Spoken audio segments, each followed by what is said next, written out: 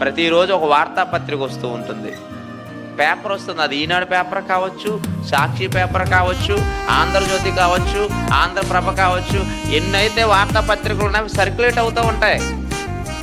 ఆ వార్తాపత్రికలు మనం చదవడం అలవాటు చేసుకున్నాం. ఆ వార్తాపత్రికలు చదివి అందులో ఉన్న వార్తలను మనం అర్థం చేసుకుంటూ ఉంటాం. ఇదిగో పలానా చోట పలానా విషయం, పలానా చోట పలానా నేరం, ఇలా మాట్లాడుకుంటూ ఉంటాం. వాటి వలన ఉపయోగం ఏమీ లేదండి. ప్రతిరోజు చదవలసిన వార్త ఏంటో తెలుసా? దేవుని మాట. దేవుని మాట ఒక వార్త.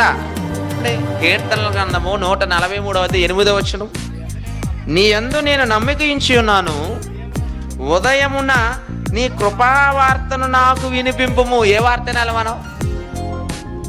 నీ కృపావార్తను వినిపింపు అంటే ప్రతిరోజు ఉదయం లేచాక పేపర్ కాదు చదవలసింది, ప్రతిరోజు లేచిన తర్వాత వినవలసిన వార్త దేవుని వార్తలు, దేవుని మాటలు.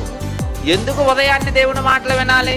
మన బ్రతుకు మార్చుకోవాలి, మన బ్రతుకు బాగుపరుచుకోవాలి, మన జీవితం చక్కగా ఉండాలి, మన కుటుంబంలో నెమ్మది ఉండాలి, మన కుటుంబంలో శాంతి ఉండాలి, సమాధానం ఉండాలి.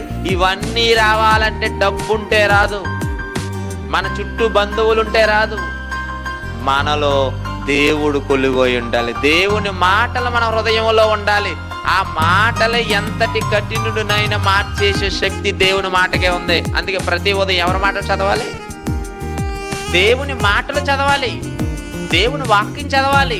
ఆ వాక్యం ఎందుకు చదవాలంటే అది దేవుని మాట, మనిషి మాట కాదు. ఆ వార్తాపత్రికలో వ్రాయబడే మాటలని మనుషులు రాసుకునే మాటలు. కానీ మన చేతుల్లో ఉన్న బైబిల్లో ఉన్న మాటలు ఎవరు రాసిన మాటలో తెలుసా?